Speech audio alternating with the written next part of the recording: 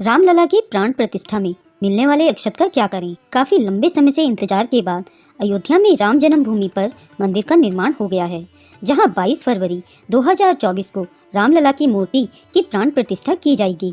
देश ही नहीं बल्कि दुनिया भर के लोग इस दिन का बेसब्री से इंतजार कर रहे हैं और इसके साक्षी बनने के लिए अयोध्या नगरी पहुंच रहे हैं।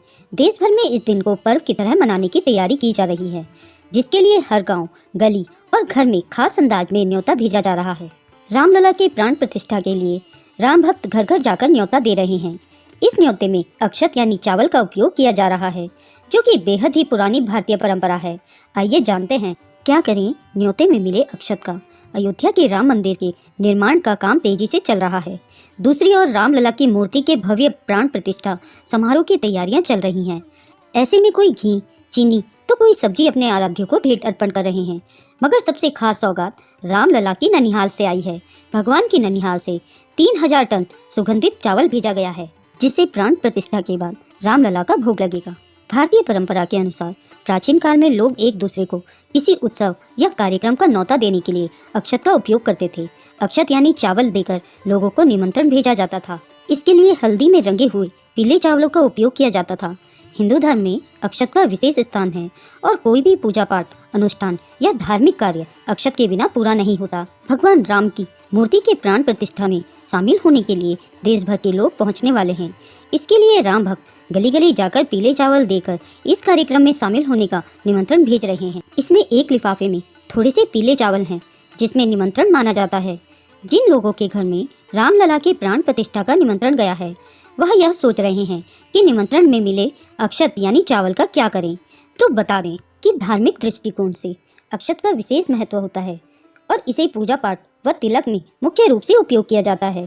इसलिए निमंत्रण में आए अक्षत को अपने घर की तिजोरी में रख दें तो कभी धन की कमी नहीं होगी और आपके घर में भंडार भरे रहेंगे। वहीं इस अक्षत को मंदिर में भी रख सकते हैं। मंदिर में पूजा पाठ या तिलक लगाते समय इस अक्षत का उपयोग करें, जिसे सीधे भगवान का आशीर्वाद माना जाता है। दूसरा, धार्मिक मान्यताओं के अनुसार कोई भी पूजा पाठ या कार्य हो, उसमें चावल का उपयोग जरूर किया जाता है। हिंदू धर्म में धार्मिक कार्य के दौरान तिलक लगाया जाता है तो उसमें भी चावल लगाया जाता है और कहा जाता है कि पीले चावल का उपयोग करने से देवी देवता जल्दी प्रसन्न होते हैं। इसलिए रामलला की प्राण प्रतिष्ठा के शुभ मौके पर आमंत्रण पत्र के साथ पीले चावल को भी दिया जा रहा है। मान्यता है पीले चावल से किसी भी शुभ कार्य में सफलता जरूर मिलती है। इसलिए रामलला के प्राण प्रतिष्ठा के शुभ मौके पर भी अक्षत यानी पीले चावलों का उपयोग किया जा रहा है। विश्व के राम भक्तों से निवेदन है कि प्राण प्रतिष्ठा के दिन वो सुबह 11 बजे से दिन के 1 बजे के मध्य अपने ग्राम, मोहल्ले, कॉलोनी में स्थित किसी मंदिर के आस पड़ोस के राम भक्तों को एकत्रित करके भजन कीर्तन करें। टेलीविजन या कोई भी पर्दा LED स्क्रीन लगाकर अयोध्या का प्राण प्रतिष्ठा समारोह समाज को दिखाएं। शंख ध्वनि, घंटानाद, आरती करें, प्रसाद वितरण करें। राम भक्त घर घर जाकर पीले चावल तो दे ही रहे हैं, साथ ही वो एक पत्र भी दे रहे हैं जिसमें लिखा है कि आप लोग सपरिवार अयोध्या में आकर प्रभु श्री राम जी की कृपा प्राप्त करें। साथ ही उन राम भक्तों के लिए भी लिखा है जो किसी कारणवश नहीं आ सकते हैं, तो वो जिस जगह पर हों शाम के समय अपने घर के सामने दीपक जलाएं। इस दिन को ठीक उसी तरह मनाने की अपील की जा रही है जैसे सब लोग दिवाली के दिन दीप जलाकर दीपोत्सव मनाते हैं। तीसरा, चावल शुक्र ग्रह का प्रतीक माना जाता है, इसलिए शुक्र ग्रह से धन, वैभव, लक्ष्मी, समस्त भौतिक सुख सुविधाएं प्राप्त होती हैं। इसका लाभ लेने के लिए चावल को लाल रेशमी कपड़े में बांधकर अपनी तिजोरी में रखना चाहिए। ऐसा करने से मंगल और चंद्र दोनों सक्रिय होकर लक्ष्मी योग का निर्माण करेंगे। इससे घर में खुशियां आएंगी। राम मंदिर से मिले चावलों का बहुत महत्व होता है, इसलिए रामलला के प्राण प्रतिष्ठा के दिन इन चावलों से खीर बनाई जा सकती है। इसके बाद इस खीर को परिवार के साथ प्रसाद के रूप में ग्रहण करें और दूसरों में भी बांटें। ऐसा करने से घर में समृद्धि बनी रहेगी। श्री राम मंदिर से आए चावलों का क्या करें। न्योते में मिले चावलों का विशेष महत्व है। ये शुभता की भी निशानी मानी जाती है। इसलिए जब भी आप शुभ कार्य के लिए घर से बाहर निकलें तो इन चावलों को तिलक के रूप में मस्तक पर लगा सकते हैं। ऐसा करने से कोई भी कार्य आसानी से बन जाता है। यदि आपको रामलला के प्राण प्रतिष्ठा के लिए निमंत्रण में अक्षत मिले हैं और सोचते हैं कि इसका क्या करें, तो बता दें कि जिन लोगों की हाल में शादियां हुई हैं तो उनकी दुल्हन अपनी पहली रसोई में इन चावलों का प्रयोग कर सकती हैं। ऐसा करने से घर में खुशहाली आती है और घर में मेल मिलाप बना रहता है। धार्मिक दृष्टिकोण से अक्षत का विशेष महत्व होता है, इसलिए इन चावलों को पूजा पाठ में प्रयोग किया जाता है। इसके अलावा जिन लड़कियों की हाल में शादी होनी है, उनके पिता उन्हें सौभाग्य के रूप में राम मंदिर से आए चावलों से कन्यादान कर सकते हैं। ऐसा करने से जिस घर में बेटी जाएगी वहाँ बरकत होने लगेगी। चौथा, इस अभियान में विश्व हिंदू परिषद ने हर ग्राम बस्ती तक पहुंचकर प्रत्येक हिंदू को पीले चावल देकर अयोध्या में श्री राम लला के नूतन मंदिर के प्राण प्रतिष्ठा के पावन मौके पर अयोध्या पहुंचने का आमंत्रण देने का बीड़ा उठाया है। विश्व हिंदू परिषद ने हिंदू समाज से अपील की है कि 22 जनवरी को श्री राम लला की नूतन मंदिर में प्राण प्रतिष्ठा होगी। प्राण प्रतिष्ठा में अधिक से अधिक हिंदू समाज को अयोध्या में राम लला के दर्शन करना चाहिए। जो लोग घर में रहें उन सभी को यह कार्यक्रम समूह में देखना चाहिए और मंदिरों में भव्य आरती होनी चाहिए। उस दिन दीपावली जैसा वातावरण संपूर्ण नगर ग्राम बस्ती में तैयार हो। हर घर में भगवा पताका, रंगोली, विद्युत साज सज्जा, आतिशबाजी व दीप जलाकर घर में उत्सव मनाएं। श्री राम जन्मभूमि तीर्थ क्षेत्र ट्रस्ट के महासचिव चंपत राय ने बताया कि प्राण प्रतिष्ठा से पहले भगवान के सम्मुख अक्षत का पूजन होगा।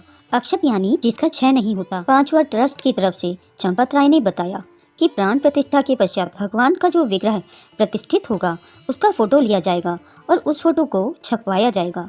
अयोध्या आने वाले प्रत्येक दर्शनार्थ को वह फोटो प्रसाद के साथ दिया जाएगा ताकि 1-2 साल में ही हिंदुस्तान में कम से कम 10 करोड़ लोगों के घरों में वह चित्र पहुंच जाए। महामंडलेश्वर स्वामी राम गोपाल दास ने भी समझाया है कि ये अक्षत निमंत्रण क्या होता है। उन्होंने बताया है कि अक्षत का शाब्दिक अर्थ है जिसका क्षय न हो। उन्होंने कहा है कि भारतीय दर्शन में मृत्यु के पश्चात राम नाम सत्य है कहा जाता है। श्री राम के रूप में मरने के बाद भी हम बने रहते हैं। उन्होंने कहा है कि अक्षत आत्मा का ध्यान कराता है। उन्होंने समझाया है कि ट्रस्ट ने इसका प्रतिनिधित्व दर्शाया है कि ऐसा मंदिर बने जो कभी नष्ट न हो। निर्माण में भी इसका ध्यान रखा गया है। महामंडलेश्वर स्वामी राम गोपाल दास ने समझाया है कि हमारा संबंध भगवान से अक्षत का है। जीव का ईश्वर से नित्य संबंध होता है, यानी ऐसा संबंध जो कभी नष्ट नहीं होता।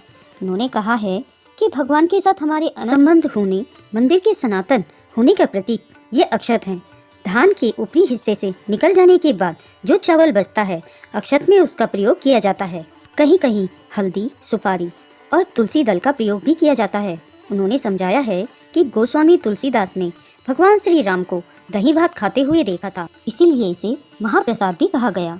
उन्होंने कहा है कि अक्षत के माध्यम से जो न्योता दिया जा रहा है वो ईश्वर की अंतरात्मा का प्रतिनिधित्व कर रहा है। धान का ये हिस्सा धन्यता की ओर ले जाए, इसकी कामना की जाती है। शादी विवाह में भी धान का इस्तेमाल होता है ताकि धन्यता बनी रहे, इसलिए अक्षत के माध्यम से निमंत्रण दिया जा रहा है। इस तरह राम मंदिर की प्राण प्रतिष्ठा का न्योता सिर्फ प्रधानमंत्री नरेंद्र मोदी जी को ही नहीं गया, बल्कि आम श्रद्धालु भी अक्षत निमंत्रण के माध्यम से इस कार्यक्रम में जुड़े रहेंगे। अपने आसपास के देव स्थानों में पूजा पाठ एवं आरती में हिस्सा लेंगे। पुराने काल में भी अक्षत के माध्यम से ही लोगों की शादी ब्याह या अन्य कार्यक्रमों का निमंत्रण दिया जाता था। कार्ड के साथ भी अक्षत भेजे जाते थे। अक्षत के चावल पर्व त्योहारों में पूजा पाठ के दौरान भी इस्तेमाल में लाए जाते थे। नोट: यह तमाम जानकारी जन रुचि को ध्यान में रखकर दी जा रही है। इस वीडियो का उद्देश्य मात्र आपको बेहतर सलाह देना है। इस संदर्भ में हम किसी भी प्रकार का कोई दावा नहीं करते हैं। प्रिय दोस्तों, आज की वीडियो में बस इतना ही। हमारे द्वारा दी गई शास्त्रों के अनुसार जानकारी आपको अच्छी लगी हो तो वीडियो को लाइक, शेयर एंड सब्सक्राइब जरूर करें और कमेंट बॉक्स में जय श्री राम अवश्य लिखें।